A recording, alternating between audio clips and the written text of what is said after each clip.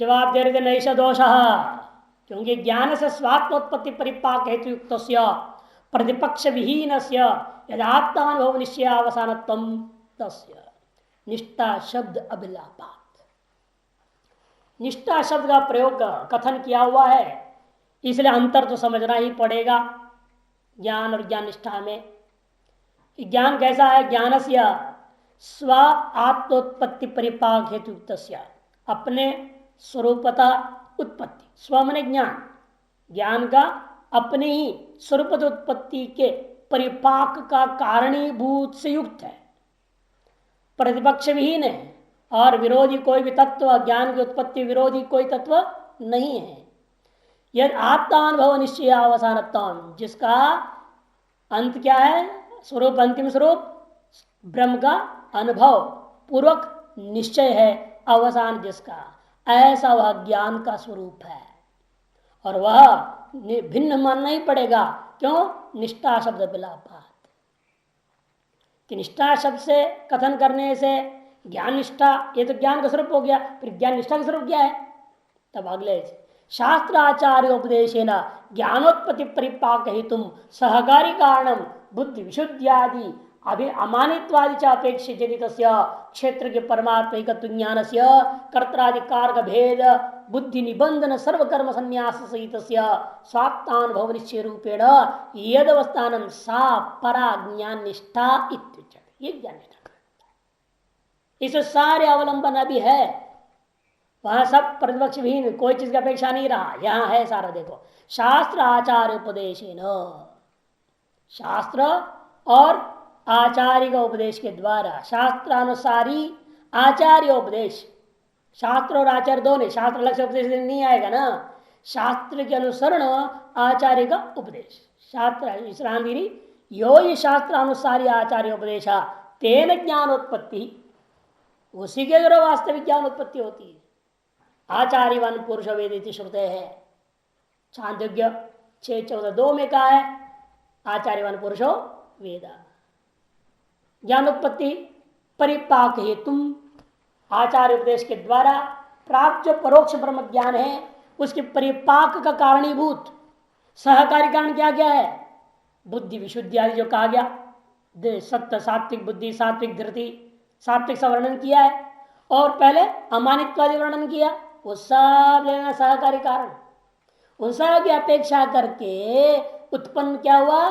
क्षेत्र के परमात्मा ज्ञान से, क्षेत्रज्ञ और परमात्मा का एकत्व जो परोक्ष ज्ञान उत्पन्न हुआ है, जो कर्तृयादिकार का भेद बुद्धि निबंधन सर्वकर्म संन्यास सहित, जो कैसा है और उत्पन्न हुआ ज्ञान कर्तृयादिकार का भेद बुद्धि है निमित्त जन का, ऐसे सकल कर्मों का संन्यास युक्त है। स्वात्मानुभव निश्चय रूपेण यदवस्थानम, अब आत्मा वह मेरी आत्मा है, ऐसा अनुभव पूर्वक निश्चय के द्वारा जो स्थिति बनती है वही परा ज्ञान निष्ठा समझो। सेम ज्ञान निष्ठा, वह यह जो ज्ञान निष्ठा यही क्या है? आर्तादि भक्ति त्रयापेक्षया परा चतुर्थी भक्ति वृत्ता, आर्त आदियों के द्वारा किए जाने वाले भक्ति की अपेक्षा से यह चौथी प्रकार की भक्ति होने से यहां भी परा शब्द का प्रयोग होता है। ज्ञान से या परानिष्ठा मैंने परा भक्ति, चौथी भक्ति इत्यर्थ। तया परया भक्त्या भगवंतम तत्व अभिजानाति, अब इसके साथ जोड़ दिया इस वर्तमान श्लोक के साथ। ऐसे वो पराभक्ति के द्वारा निध्यासन के माध्यम से भगवान को तत्वता प्राप्त कर लेता है, ज्ञान प्राप्त कर लेता है, इसका मतलब। इसको आनंद के बड़ा सुंदर समझा रहे, तस्याश्च परिपाक संशयादि प्रतिबंध ध्वंस। ऐसे ज्ञान का परिपाक होने का मतलब क्या? कहते हैं संशयादि प्रतिबंधों का ध्वंस होना। तत्र हेतुभूतम उपदेश, उसमें कारणीभूत क्या होगा? आचार्य का उपदेश ही है, वह है। उसके साथ सहकारी कारण कौन है? लेकिन आचार्य का उपदेश भी दिमाग में घुसना चाहिए ना, कैसे घुसेगा वो? उसके लिए सहकारी कारण क्या है? यदि बुद्धि शुद्धि आदि, बुद्धि शुद्धि अमानित्वादि है, तदपेक्ष तस्मादेव उपदेशात, इन सहकारी कारणों की अपेक्षा करते हुए उसी आचार्य उपदेश के माध्यम से जनितम यद ऐक्य ज्ञानम उत्पन्न जो जीव ब्रह्म ऐक्यत्व ज्ञान है, तस्य कारक भेद बुद्धि निबंधनानि यानी कर सर्वाणी कर्माणि तेषां संन्यासेन, उस ज्ञान की पराकाष्ठा क्या होगी, परनिष्ठा क्या होगी? तब उसकी निष्ठा बनती है जब कारक भेद बुद्धि जो निमित्त कारण है किनके प्रति, सकल कर्मों के प्रति, उस सकल कर्मों का ही संन्यास। देखो कितना फर्क हो गया। पहले क्या था, संगम त्यक्त्वा फलम चैव, कर्म का त्याग नहीं, कर्म तो करना है, संग और फल को त्याग के, संग फल त्याग पूर्वक कारक भेद बुद्धि वाला होकर के सकल कर्मों को करना है। उसे क्या हुआ, ज्ञान निष्ठा की योग्यता प्राप्त हुई। उस योग्यता की वजह से आपके अंदर क्या हुआ, सात्विक बुद्धि हुई, अमानित्वादी आ गई।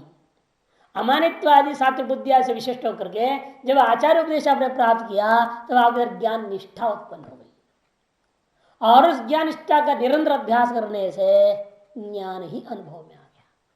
ये प्रक्रिया है। पहले कर्म है और अंत में कर्म का भी त्याग।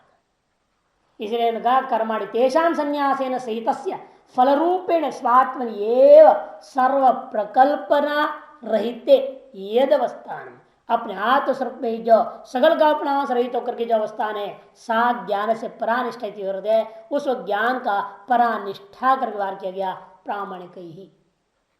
यदि यथोक्ता परा ज्ञानिष्ठा कथम तरी सा चतुर्थी व्यक्ति इत्युक्ता इति तथा, उसमें कहा वो फिर चौथी व्यक्ति कैसे कह दिया कि भगवान ने खुद ये बात कहा है 7वें अध्याय में, यद अनंतरम एव, जिसके अनंतर ही ईश्वर क्षेत्र की भेद बुद्धि अशेष तो निवर्तते, आगे ना उसके अनंतर क्या होता है, ईश्वर और भेद का बीच में जो बुद्धि थी, मैं अलग हूं ईश्वर अलग है ब्रह्म अलग है, वह बुद्धि पूर्णतया निवृत्त हो जाती।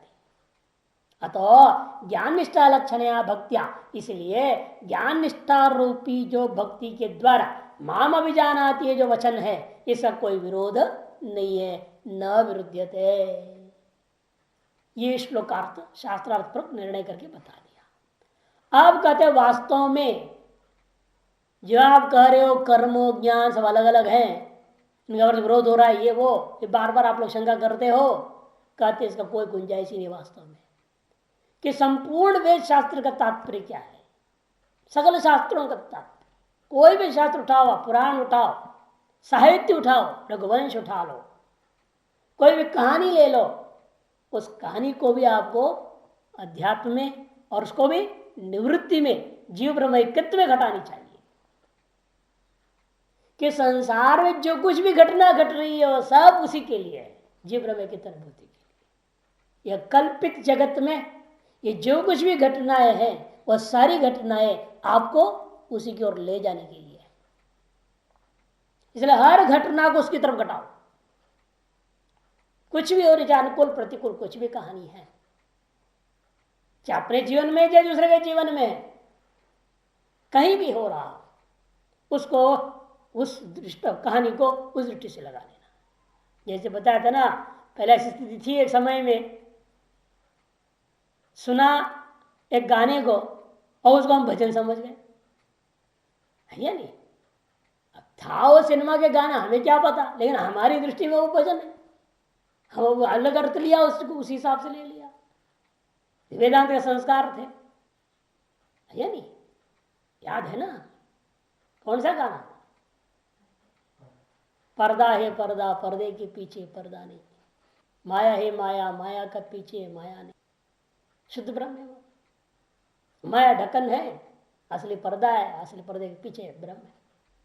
अब अर्थ उस ढंग से लेना चाहिए, बोल रहे हैं। अभी देखो, अत्र सर्वम निवृत्ति विधायी शास्त्र, सर्वम शास्त्रम, सकल शास्त्र क्या कर रहे हैं, निवृत्ति विधायी, निवृत्ति का ही विधान करने के लिए। कोई भी शास्त्र प्रवृत्ति का विधान करने के लिए नहीं है। और फिर प्रवृत्ति का विरोध करो तो लोग नाराज हो जाते हैं। आज कोशिश करो भाई, जो भी प्रवृत्ति है उसको भी निवृत्ति तरफ ले जाने के लिए प्रवृत्ति होनी चाहिए। कर्म भी इसलिए कि निष्कर्मी में हम पहुंच जाए, ये तो शास्त्र प्रक्रिया हमने देखा।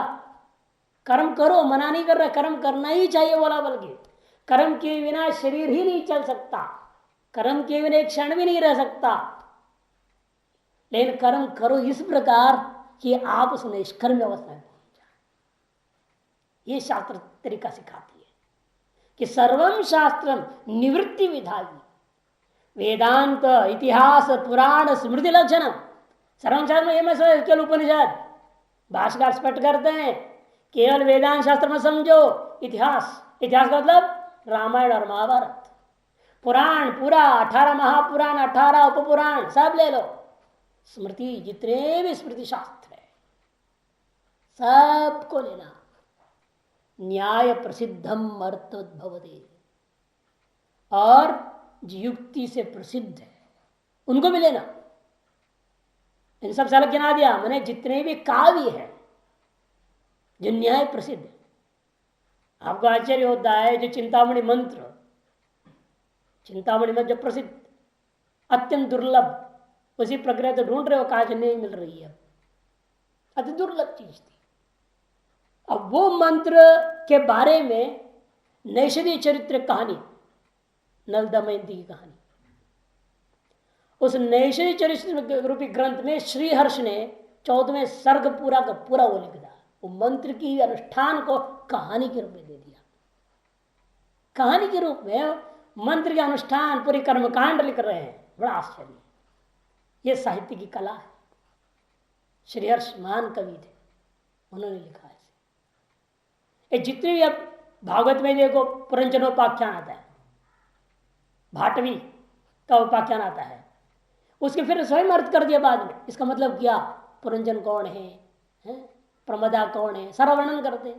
भयाटवी की कहानी में सारा वर्णन करते, भयाटवी क्या चीज है, स्वयं आगे में उसका रहस्य बता दिया। मैंने 2-4 ऐसे केवल दिखा दिया भागवत में, ताकि आपको समझ में आना चाहिए। जैसे कहानी, एक अमुक आदमी था, वो अमुक लड़की से प्रेम कर गया और उसे बच्चे हो गए, ये हो गया, वो कहानी का तात्पर्य क्या है आगे अध्यात्म में वही दिखा दिया 2 अध्याय बाद।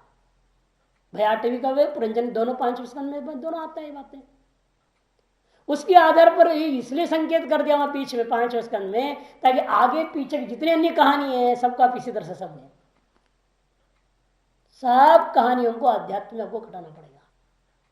कृष्ण क्या है, 16,108 पत्नियां क्या है, 8 प्रमुख क्या है, फिर 101 क्या है, फिर 16,000 क्या है, उनके प्रत्येक के 10-10 बच्चे का मतलब क्या। अरे 10 ही क्यों, प्रत्येक पत्नी से, बड़ा कमाल है। कहानी लिखने वाले भी देखो ना, प्रत्येक पत्नी से 10 बच्चे बोला।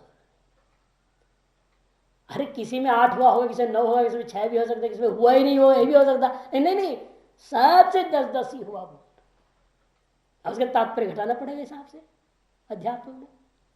तो हर चीज को ऐसे नहीं कर रहे यहाँ कि इतिहास और पुराण और स्मृति लक्षण न्याय प्रसिद्धाम सब अर्थवद भवति, निवृत्ति विधायी सन अर्थवद भवति। निवृत्ति को विधान करता हो अर्थवान हुए, प्रयोजनवान होगा, नहीं तो नहीं। हर जो का शासक हो गया निवृत्ति का विधान नहीं कर रहा है, फिर वो बेकार है, वो ग्रंथ उठा फेंक दो, कोई मतलब नहीं, इस ग्रंथ को पढ़ना ही नहीं चाहिए, म्लेच्छ ग्रंथ माना जाएगा उसको। जिससे आप निवृत्ति का विधान न कर रहा हो, आप निवृत्ति पर घटा नहीं पा रहे हैं, इसका मतलब ग्रंथ बिल्कुल व्यर्थ ग्रंथ, निष्प्रयोजन। अरे ऐसा भयंकर वचन भाष्यकार यहाँ प्रयोग कर दिए हैं। किस आधार पर कहते हैं, देखो विदित्वा वित्थाय अधविक्षाचरण चरंती, वृदारण्य को प्रश्न में कहा 3-5-1, क्योंकि उस आत्म तत्व को जान करके क्या करता है व्यक्ति, वित्थाय, इस संसार से हट जाता है, त्याग देता है और संन्यास में चला जाता है।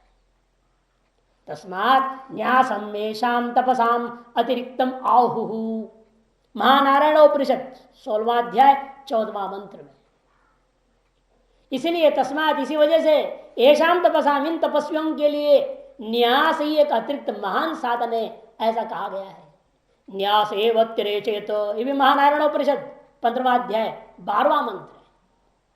न्यास एक सर्वश्रेष्ठ साधन है, मोक्ष का एक अतिरिक्त श्रेष्ठ साधन है। इधर संन्यास कर्मणाम न्यास, इधर संन्यास जो कर्मों का ही न्यास है, त्याग है, वो वर्णन किया हुआ है। आपस्तम धर्मसूत्र 2:23-13 में कहा, वेदान इमंच लोकम अयम च प्रत्यज्य त्यज धर्मम अधर्मंच इत्यादि। ये तो पहला हिस्सा, वेदान इमं च लोकम अमुम च प्रत्यज्य, आपस सूत्र का है। वेदों को त्याग देगा, इस लोक को त्याग देगा, परलोक को त्याग देगा, सब कुछ त्याग देगा। मोक्ष पाने के लिए। और महाभारत में लिखा तेज धर्म अधर्मंच, पुण्य पाप सकल कर्म को त्याग दो।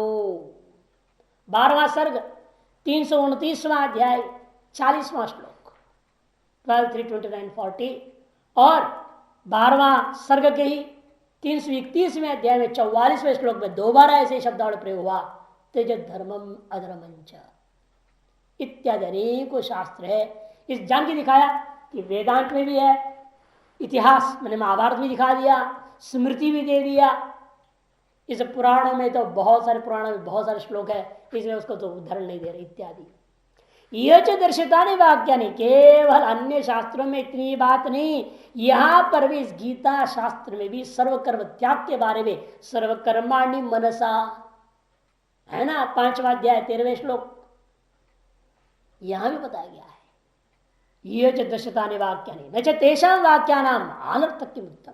और इन सब वाक्य व्यर्थ है ऐसा मत कहो, क्योंकि क्या कहेगा वो मीमांसक, तो कहेगा कर्म को त्यागने के नाम पर नाराज हो जाएगा मीमांसक। कर्म से ही मोक्ष मानता है और आप कर्म को त्यागने से मोक्ष होता है, पर विरुद्ध बात हो गई। इसे वो क्या कहेगा, जो कर्म को त्यागने के कहते हैं वाक्य वो सब अर्थवाद है या अनर्थक है।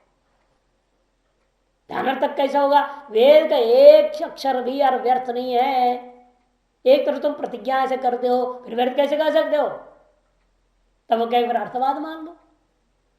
अनर्थक नहीं है तो अर्थवाद है, इसका कोई अर्थ नहीं है, इसका कोई प्रयोजन नहीं है, फालतू बातें, प्रशंसा के लिए निंदा के लिए ऐसे कल्पना कर लेना पड़ेगा। नचतेषा वाक्या नाम अनर्थ के मुक्ता, उन वाक्यों को व्यर्थ है ऐसा आप नहीं कर सकते। तब वो पूर्व पक्ष कहेगा फिर अर्थवाद मान लो, न च अर्थवाद, इनका अर्थवाद नहीं कह सकते आप। क्यों नहीं अर्थवाद कहूं, तब स्व प्रकट प्रत्येगात विक्रिय स्वरूप निष्ठत्वाच्च मोक्षस्य, क्योंकि कारण है वे अपने प्रकरण में स्थित है, दूसरे के प्रकरण में नहीं। अर्थवाद वाक्य, किसी भी वाक्य को अर्थवाद वाक्य या मंत्र वाक्य, क्योंकि वाक्य को वेदों को 5 भाग करते ना उन्होंने, विधि, मंत्र, निषेध, अर्थवाद, नामधेय, ये तो 5 भाग किया। अर्थ संग्रह में आया था ना, विधि, मंत्र, अर्थवाद, नामधेय और निषेध वाक्य, 5 प्रकार के वाक्य माना। ये सब कब माने जाते हैं, जब से विधि का शेष होने पर होता है। माने विधि की एक विधि आया, उसे प्रकरण में पठित हो जाए, विधि शेष रूप में पठित हो जाए, विधि के साथ पठित हो जाए, तब हम मानेंगे उस विधि में विहित विधेयभूत पदार्थ का स्तुति या निंदा के लिए ये शेष भाग अर्थवाद मानी जाएगी। और ये जो वेदांत है ये किसी विधि का शेष रूपेण किसी प्रकरण में पठित नहीं है, इसका अपना ही अलग प्रकरण है, किसी अन्य प्रकरणों से इस प्रकरण का कोई संबंध नहीं है। इसे अन्य विधि प्रकरणस्थ हो तो इनको अर्थवाद मान लेते हैं, इन किसी भी विधि के प्रकरण में न होने के कारण से यह अर्थवाद नहीं है, कि इनका अपना आप में एक स्वतंत्र प्रकरण ही है। कौन, वेदांत। इसे स्व प्रकरणस्थत्व पहला हेतु दिया, और दूसरा प्रत्येगात्म अविक्रियनिष्ठत्वाच्च मोक्षस्य। और इन स्व प्रकरणस्थ वेदांत वाक्यों में कथित क्या क्षेत्र स्मृति हो, जीव ब्रह्म वाक्य हो, ये सब व्याख्या कर रहे हैं, प्रत्येगात्मा का अविक्रिय स्वरूप की निष्ठा प्रदान करते हैं। प्रत्येगात्मा को जिसको संसार में क्या मान रहे हैं, विक्रियावान मान रहे हैं, जन्म मरण आदि वाला मान रहे हैं, और इसके अविकृत स्वरूप इसको प्रतिष्ठित करना ही इन वाक्यों का काम है, वही मोक्ष का वास्तविक स्वरूप है। इसे का ब्रह्म वेद ब्रह्मैव भवति, मुंडकोपनिषद 3:2-9। एवं वेद अहम ब्रह्मास्मि स इदं सर्वं भवति, बृहदारण्यक 1:4-10। स एतमेव पुरुषं ब्रह्म तत्त्वम् अपश्यत्, ऐतरेय उपनिषद 3:13। भित्तिते ग्रंथ सिद्धांत सर्व संशया क्षीयन्ते चास कर्माणि तस्मिन् दृष्टे परावरे, मुंडकोपनिषद 2:2-8 इत्यादि अनेकों प्रमाण हैं जो साफ कहते हैं इस जीव ब्रह्म ऐक्यत्व की अनुभूति होने पर अपने अविक्र स्वरूप प्रतिष्ठित होना यही मोक्ष होता है। तार्श फल वाला होने से यह अर्थवाद वाक्य नहीं हो सकता, यह स्थापित हो गया। नहीं पूर्व समुद्रम जिगमिश प्रातिलोमेन प्रत्येक समुद्रम जिगमिशुना समान मार्गत्व संभवती, क्योंकि दोनों का मार्ग एक नहीं हो सकता। मोक्ष चाहने वाले का मार्ग और स्वर्ग को चाहने वाले का मार्ग दोनों एक नहीं, कर्म और ब्रह्म का मार्ग दोनों एक नहीं हो सकता है। जैसा पूर्व समुद्र को जाना चाह रहा है एक व्यक्ति, दूसरा पश्चिम समुद्र की ओर जाना चाहता है इसकी विरुद्ध दिशा में, ऐसे व्यक्ति दोनों का एक रूट एक मार्ग कैसे हो सकता है? जैसा नहीं हो सकता वैसे यह भी मामला है। दोनों प्रकरणों का अलग अलग प्रयोजन है। कर्म प्रकरण का प्रयोजन अलग है और वेदांत भी ज्ञान प्रकरण का प्रयोजन अलग है। इसका प्रयोजन मोक्ष है, उसका प्रयोजन स्वर्ग आदि है। दोनों का एक मार्ग से नहीं हो सकता। प्रत्येगात्म विषय प्रत्यय संतान करना अभिनिवेश ज्ञान निष्ठा, इसलिए ज्ञान निष्ठा का अंतिम स्वरूप बता दिया। ज्ञान निष्ठा क्या है? प्रत्येगात्म विषय प्रत्यय संतान कर्ण अभिनिवेश, मैंने प्रत्येगात्म विषय मैं ही ब्रह्म हूं, अहम ब्रह्मास्मि, एतार्श जो आचार्य उपदेश से प्राप्त ज्ञान है, इसकी निरंतर धारा चलानी पड़ेगी। मैं ब्रह्म हूं, मैं ब्रह्म हूं, मैं ब्रह्म हूं, मैं ब्रह्म हूं, अहम ब्रह्मास्मि। इस प्रत्यय ज्ञान का संतान, इसकी धारा, इस वृत्ति ज्ञान की धारा को करने का अभिनिवेश होने का नाम ही ज्ञान निष्ठा। और एक ज्ञान निष्ठा, यह अभिनिवेश कब मिट जाएगा? जब वास्तव में अनुभूति हो जाती है अहम ब्रह्मास्मि का। साच प्रत्येक समुद्र गमनवत कर्मणा सह भावित्व विरुद्धते। और एतादृश ज्ञान निष्ठा उसी प्रकार है जैसा प्रत्यक्ष मैंने पश्चिम समुद्र की ओर जाने वाले का पूर्व समुद्र की ओर जाने वाले की अपेक्षा से अत्यंत विरुद्ध मार्ग हुआ करता है, उसी प्रकार से कर्म मार्ग से चलने वाले की अपेक्षा से यह ज्ञान निष्ठा को लेकर चलने वाले का अत्यंत विरुद्ध मार्ग है। इनका एक साथ होना संभव नहीं है कि अहम ब्रह्मास्मि यह मोक्ष मार्ग के लिए चाहिए, और अहम देवदत्ता, अहम ब्राह्मणोस्मि, अहम गृहस्थोस्मि, एक कर्म मार्ग के लिए जरूरत है। परस्पर विरुद्ध बातें हैं। जहां आप अहम ब्रह्मास्मि का अभ्यास करने लग जाएंगे, फिर अहम ब्राह्मण आदि अस्मि, अहम जो है ब्रह्मचारी आदि अस्मि, ये बात खत्म हो जाएगा। वर्णाश्रम धर्म के बिना आप कर्माधिकारी नहीं हो सकते। जनु छोटी है तो मतलब आप वर्ण और किसी न किसी आश्रम के हैं, है नहीं। जब तक संन्यास नहीं हुआ, जब तक आप भले जनु चोटी भी नहीं रखेंगे तो भी आप किसी न किसी वर्ण और आश्रम में है, कोई संशय नहीं। जो पैदा हुआ वह किसी न किसी वर्ण में पैदा हुआ है, और उसके जीवन काल में किसी न किसी आश्रम अवस्था में जरूर है। जब तक शादी नहीं किया वो ब्रह्मचारी है, चाहे मुसलमान ब्रह्मचारी, चाहे ईसाई ब्रह्मचारी, चाहे कोई और ब्रह्मचारी, ब्रह्मचारी है वो। भले वो जनु चोटी नहीं रखा, उपनयन संस्कार नहीं कर रहा, या इस वजह नहीं को ब्रह्मचारी नहीं है क्या? वो क्या है फिर? गृहस्थ है। गृहस्थ तो नहीं कर सकते, शादी तो हुई नहीं अभी। इसलिए कहो ये मुसलमान ब्रह्मचारी है, ये जो है सनातन ब्रह्मचारी है, ईसाई ब्रह्मचारी है, यहूदी ब्रह्मचारी है, सब ब्रह्मचारी जब तक शादी नहीं होता, से जनु चोटी हो या ना हो वो ब्रह्मचारी है। शादी करने के बाद जनु चोटी हो या ना हो वो गृहस्थ है, नहीं। से मानो न मानो, ईश्वरीय व्यवस्था की दृष्टि से, जो परम सत्ता की व्यवस्था की दृष्टि से वर्णाश्रम तभी भी है, चाहे उसका पालन करे न करे। आगे कहेंगे अभी इस बात को भी। पर्वत सरसवयोरिव अंतरवान विरोध प्रमाण विधान निश्चित।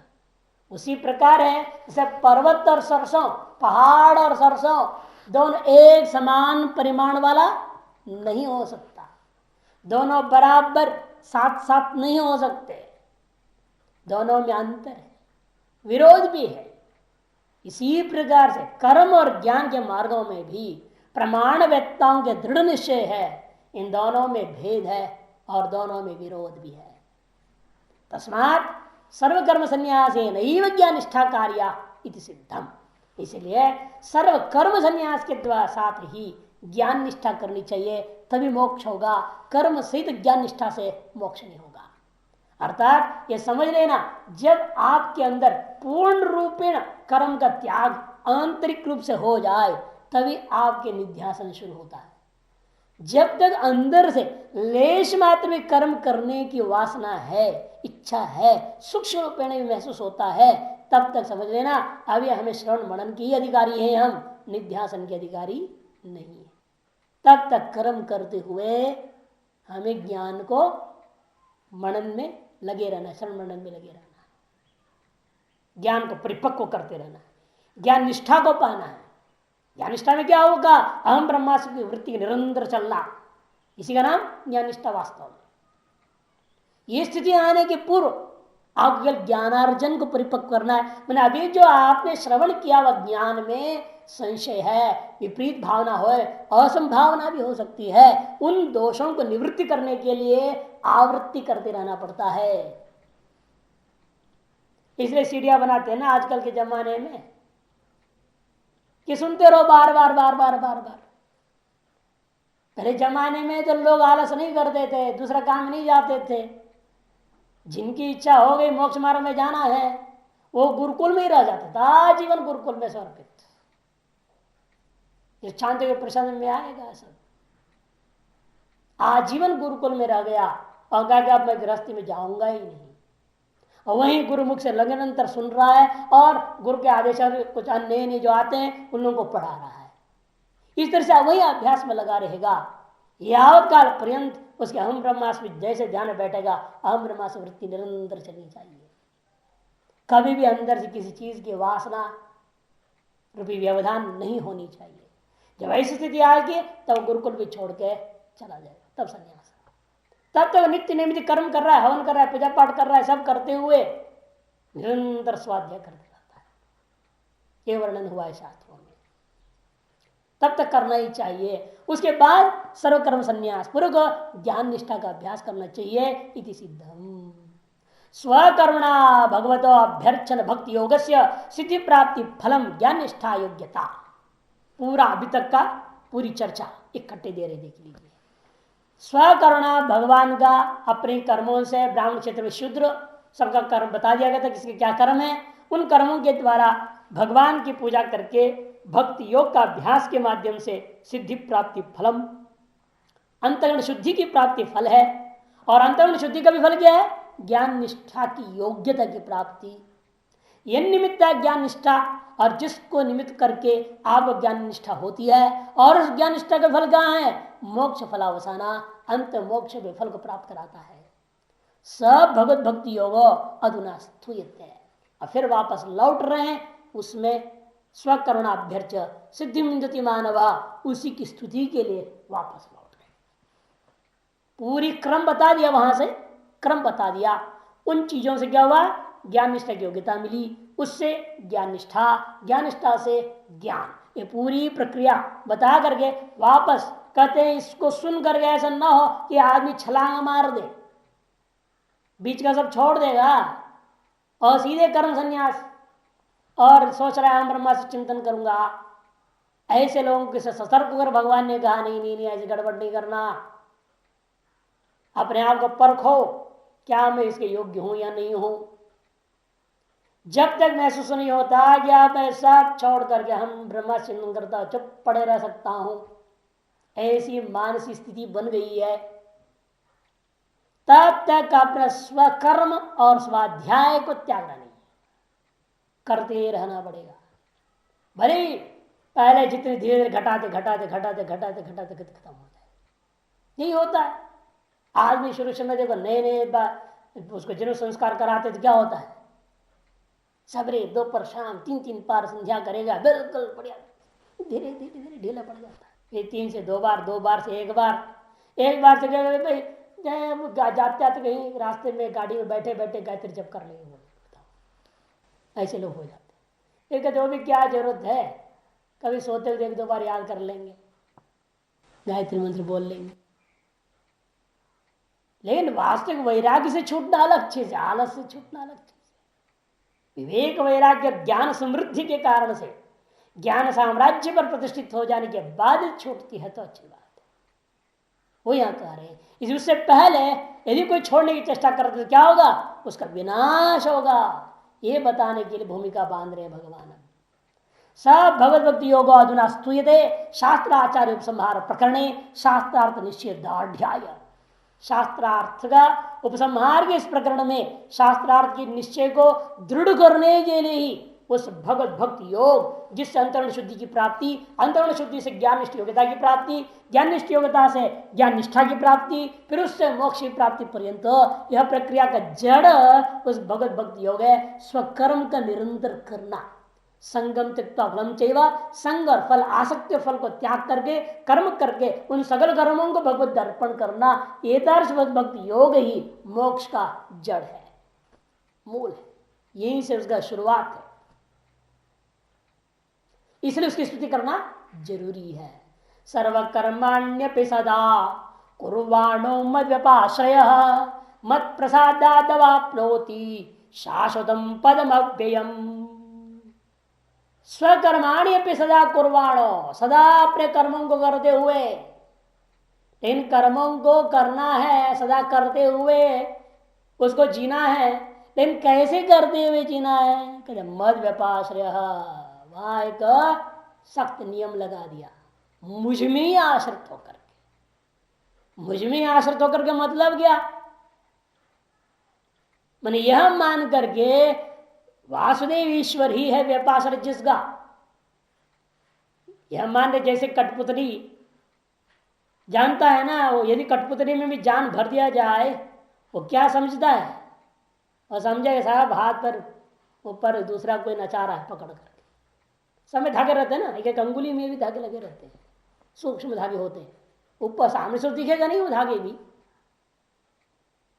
इन पर्दा लगा हुआ है और उसके पीछे खड़ा है आदमी लोग, कई लोग, और वो लोग उनकी अंगुली में बंधा हुआ रहता है, वो सब यूं करते रहते, आगे पीछे घुमाते रहते हैं, नचाते रहते हैं, और सारी लीला होती रहती, राम लीला चल रही है।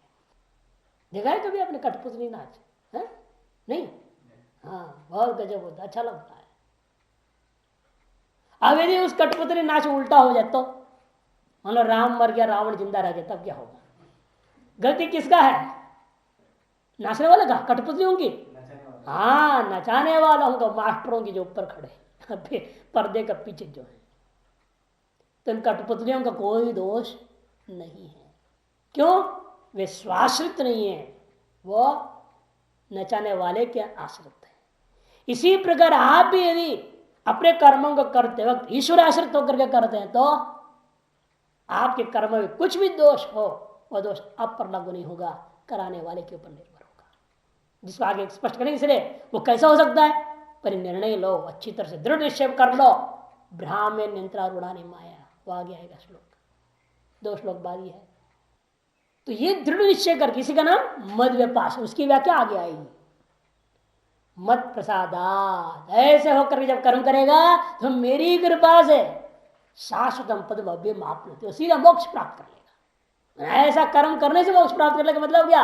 ऐसा कर्म करने, मेरे को आश्रित करके सब कुछ वही करा रहा है, दृढ़ निश्चय है, मैं कुछ नहीं करता, वही नचा रहा है।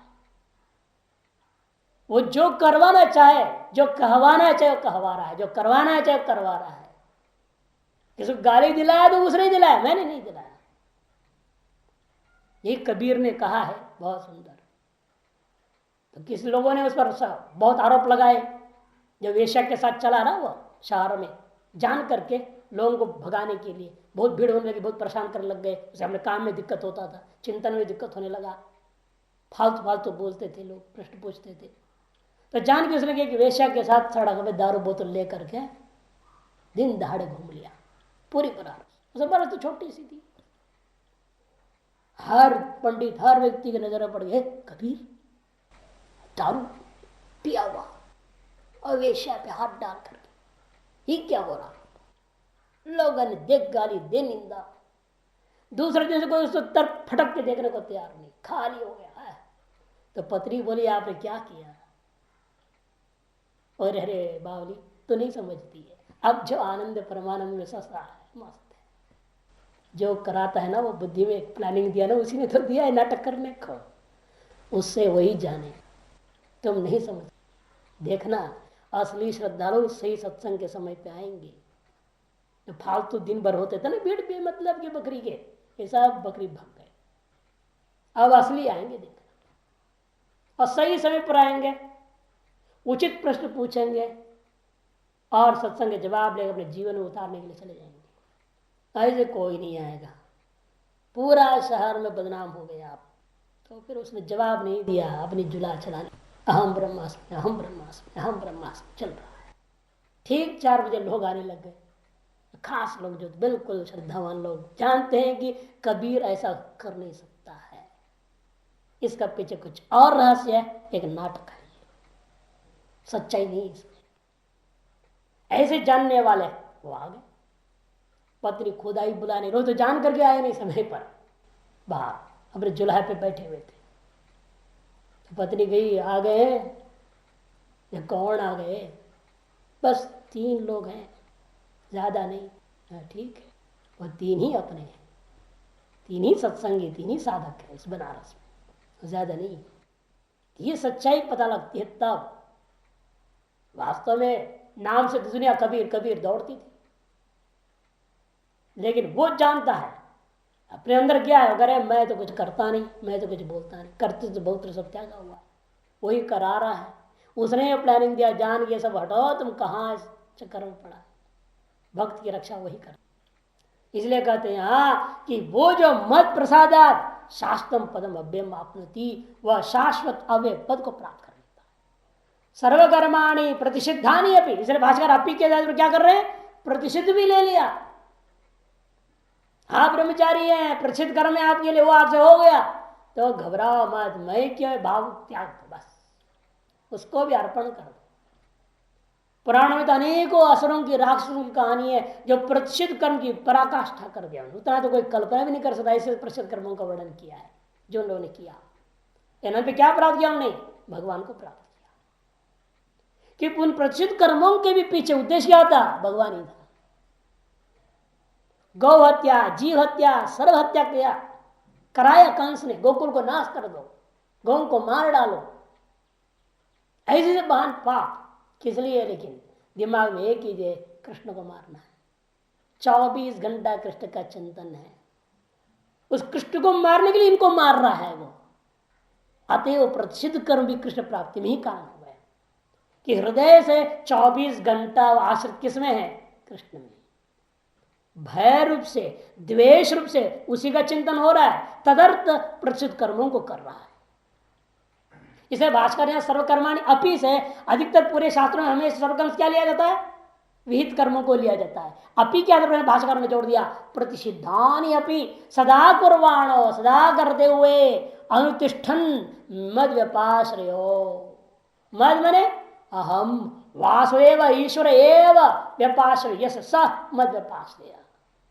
मैं जो वासुदेव ईश्वर हूं, परमात्मा हूं, मैं ही एकमात्र परम श्रेष्ठ आश्रय विशेष रूपेण आसमंता विचारित श्रेय है जिसका, उस मद व्यपाश्रय, मई अर्पित सर्वात्म भाव, मुझ में अर्पित है उसके सर्व करणों का भाव जिसका, ऐसा व्यक्ति, सोपी वह भी व्यक्ति मत प्रसादात, मम ईश्वर से प्रसादात, मेरे ईश्वर की प्रसन्नता से, कृपा से, दया से अवाप्नोति प्राप्त करता है क्या? शाश्वतम नित्यम वैष्णवम पदम अव्ययम, जो शाश्वत है, मैंने नित्य है, वैष्णवम व्यापक जो विश्व तत्व ब्रह्म तत्व रूपी वैष्णव पदम अव्यय पद है, उसको प्राप्त कर लेता है। पहले का जो स्वधर्म निधर्म श्रेय परधर्मो भयावह, क्योंकि वो मान रहा है ये मेरा धर्म करके मेरे को परमात्मा ने आदेश दिया है, उस आदेश के मुताबिक मुझे को चलना है। परमात्मा ही एकमात्र आश्रय जिसका, ऐसा होकर परमात्मा के द्वारा ही कराया जा रहा है ऐसा मानते हुए वह सकल कर्मों को करने वाला है।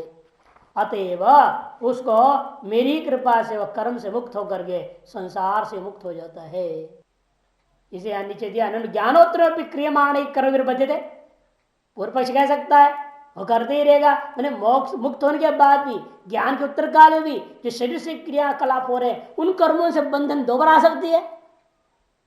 यदि कोई ऐसा कहे, मान उस परमात्मा को आश्रित करके ही वो परमात्मा ही हो गया, बल्कि ज्ञान उत्तर काल में तो परमात्मा ही हो गया है, फिर भी शरीर से होता कार्य को लेकर के, जो अज्ञान के दृष्टिकोण से शरीर विद्यमान प्रारब्ध कर्म को मान करके तब प्रारब्ध कर्म शेष रूपेण विद्यमान शरीर से होता कर्मों को लेकर पुनः बंधन में आएगा, तो कहते नहीं नहीं, उसे नीलकंठी बड़ा सुंदर दे रहा है। तस्य पुत्रादाय उपयंती सुरधा साधु कृत्याम विशंत पाप कृत्याम न हवा एवं विधि किंचन रज आध्वंस दे तम विदित्वा न लिप्यते कर्मणा पाप के न इत्यादि शास्त्र तत्व ज्ञान न कर्म आलेप श्रवणा, कर्म का आलेप श्रवणा।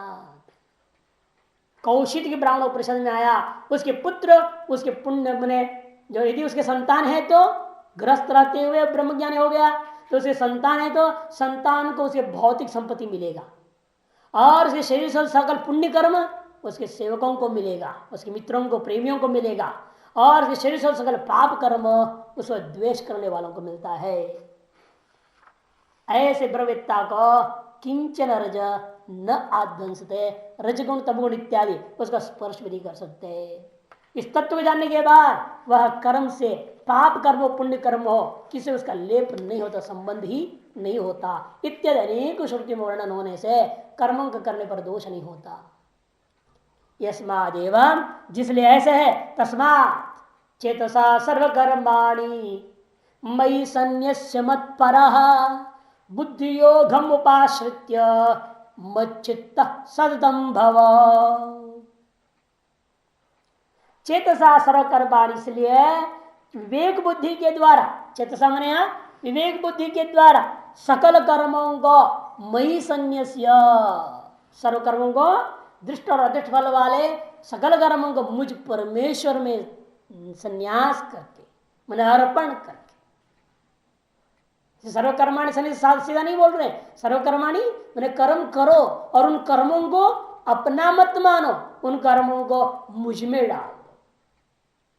और कैसे डालो वो भी आप में, मत प्रसन्नेव, मैं ही पर हूं, मैं वासुदेव हूं, पर हूं जिसके लिए, अर्थात परम लक्ष्य है जिसके लिए, उस परमात्मा ब्रह्म को ही लक्ष्य मान, कैसे ब्रह्मार्पणम ब्रह्मवी ब्रह्माग्नो ब्रह्मणावतम कर दिया, उस ब्रह्म ही मेरा लक्ष्य है, ऐसे मानते हुए उस ब्रह्म में ही सकल कर्मों को विवेक बुद्धि से अर्पण करके बुद्धि योग उपाश्रित्य, बुद्धि योग में समाहित बुद्धि, सम है सर्वम सम इति आहितो बुद्धि, ये सिद्ध समाहित बुद्धि।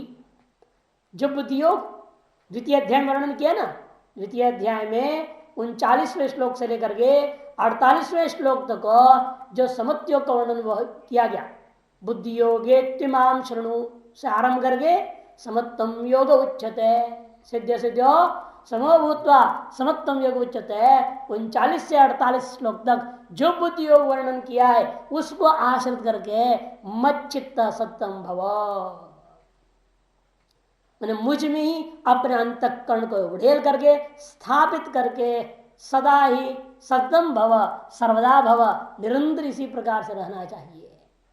भाष्य चेतसा मैंने विवेक बुद्धिया सर्वकर्माणि दृष्टा दृष्टार्थन दृष्टफलो जा दृष्टफलो सकल कर्मों को मई मन ईश्वरे संन्यास्य, संन्यास का मतलब वैसे संन्यास नहीं लेना है, कर्म करते हुए भगवान को अर्पण करना कर्म को, इसलिए करे जिसके बारे में 9वें अध्याय में 27वें श्लोक में कहा गया था, यद करोषि यदस्नासि, है ना, यद तपस्यसि कौन्तेय, वो श्लोक इत्युक्त न्यायेन, उस युक्ति के आधार पर जो कुछ तुम करोगे, खाओगे पियोगे हवन करोगे दान दोगे तो सब कुछ मुझ में अर्पण कर देना है। तत्कुरुष्व मदर्पण, जो सिद्धदास यत तत्कुरुष्व मदर्पण, उस युक्ति के आधार पर आप सब कुछ मुझ में ही अर्पण कर दो और मत पर भी हो जाना। मत पर हमने अहम वास्तव परो ये सतव स तम मत पर,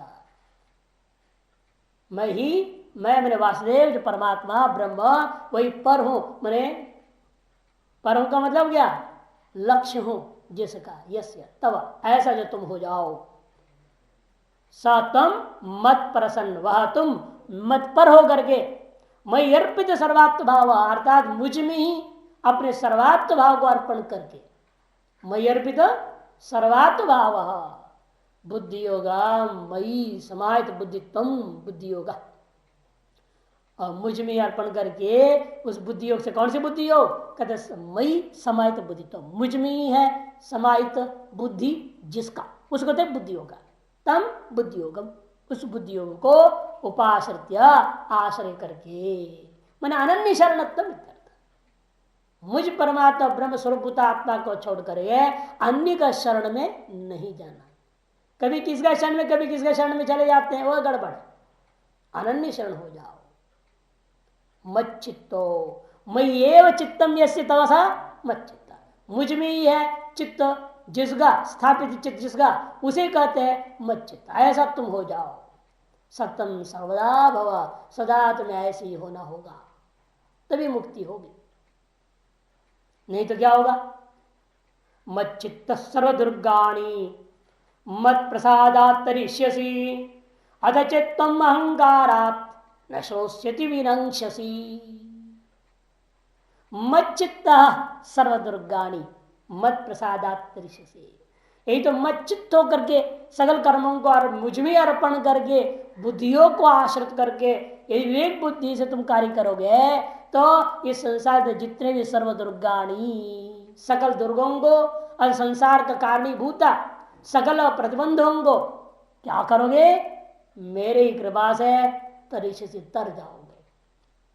और जो ऐसा नहीं करता था, अत से प्रकरण बदल गया, जो उसके ठीक विपरीत चलता है, अतः चेतम, यदि तुम अहंकार से मेरी बात नहीं सुनोगे तो तुम्हारा विनाश हो जाएगा। विनाश यही एक श्लोक है जहां पर उस तरह की बात कह दिया, मेरी बात नहीं सुनोगे तुम्हारा विनाश होगा। ऐसे ही आपको सभी में मिलता है, कुरान में भी, बाइबल में भी। जो मेरे बात नहीं सुनेगा उस पर भगवान कृपा नहीं होएगा, उसका नाश हो जाएगा, ऐसा बोला। सभी ने इसको ले लिया, लेकिन यहां किस दृष्टिकोण से करो नहीं समझा। यहां मेरी बात नहीं सुनने का मतलब क्या? शास्त्र वेद का विधि विधान को नहीं सुनोगे तो, उसके अनुसार नहीं चलोगे तो करोगे क्या फिर? विधि का अनुसार नहीं चलने का मतलब क्या? विधि का उल्लंघन करना। विधि का उल्लंघन करने का तो निषिद्ध में प्रवृत्ति होना, निषिद्ध में प्रवृत्ति होने स्वधर्म का त्याग, परधर्म का ग्रहण, इसका मतलब पुरुषार्थ से भ्रंश होना, अर्थ अंत तो गत्वा सर्व अनर्थ प्राप्ति होना। वो तुम्हारी कर्मों से तुमको मिल रहा है। निमित्त क्या है? मेरा न सुनने का मतलब वेद के विधियों का स्वीकार न करना। अब वो लोग उल्टा अर्थ कर लिया, मेरा आदेश जो नहीं मानेगा ऐसा पकड़ लिया उन्होंने। अथचित तुम अहंकार न श्रोषति विनंक्षसि, तो यही होगा ना, यदि आप शास्त्रीय विधियों को ग्रहण नहीं कर रहे हैं, मैंने उस विधि में विहित पदार्थों का चिंतन नहीं करेंगे आप, फिर क्या चिंतन करेंगे आप? विषय का चिंतन। तो ध्यात विषयान कौन सा? बुद्धिनाशात प्रणश्यति में पहुंच जाएगा आदमी। दूसरा अध्याय 62-63 में जो बोला गया था। स्मृतिकार भी कहते हैं अकृत्वा वैदिकं कर्म द्विज पतनम रिच्छति, वैदिक कर्म को न करके जो द्विज है वह पतन को प्राप्त करता है। भाष्यकार मच्चित्ता सर्वदुर्गाणी मैंने सर्वाणी दुस्तराणी संसार हेतु जातानी। सर्वदुर्ग क्या है? सकल पहाड़, ऐसा अर्थ नहीं करना दुर्गम तो दुर्गम प्रदेश, ऐसा अर्थ नहीं। दुर्गम ने यहाँ तात्पर्य सर्वाणी दुस्तराणी, जो दुस्तर है, जिसको पार करना कठिन है। क्या है वो? संसार का कारणीभूत राग द्वेष है, संपूर्ण वे चीज, इन जो अहंकार आदि, अहंता ममता राग द्वेष इत्यादि, यह संपूर्ण जो संसार का कारणीभूत समुदाय है उसको तुम अनायास ही तर जाओगे। मत प्रसादा त्रिशसी अतिक्रमिशति, मेरी कृपा से तुम आसानी से तर जाओगे। अत चेति तम मधुक्तम अहंकारात पंडितो अहम यदि, यदि मेरे कहो बात को नहीं सुनोगे का मतलब क्या? अपने अहंकार से। क्या अहंकार है? मैं स्वयं पंडित हूं, तुम्हारी बात क्यों मानूंगा मैं अपने आप वेद का अर्थ कर लूंगा, अपने आप जो वेदार्थ मेरे को समझ में आ रही वो मैं ग्रहण करूंगा, उल्टा पुल्टा वेदार्थ कर ले। इस अनेकों भाष्यकार हुए, अनेकों लोग हुए, अपना अपना अर्थ लिए हैं वेदों की, उपनिषदों के ही, गीता की भी। तो ऐसे यदि करोगे तो न श्रोषसी न ग्रहिष्यसि, अपने आप को पंडित मान करके स्वयं अर्थ का अनर्थ कर लोगे तो नहीं ग्रहण करोगे तो क्या होगा? ततस्तम विनंक्षसि विनाशम गमिष्यसि, तुम विनाश को प्राप्त हो जाओगे। क्योंकि भले इस समय नहीं मानोगे लेकिन करोगे बाद में वही जो मैं कह रहा हूं। लेकिन त्याग वैराग्य से करोगे तो अच्छा है, उसकी बिना करोगे बाद में वो तुम्हारा और हानिकारक हो जाएगा। अहंकार से करोगे तो हानिकारक हो जाएगी, अहंकार को त्याग के करोगे, ईश्वर अर्पण कर से करोगे, मुक्ति का साधन हो जाता है। यही अंतर है। ये अगले श्लोक से और स्पष्ट होगा।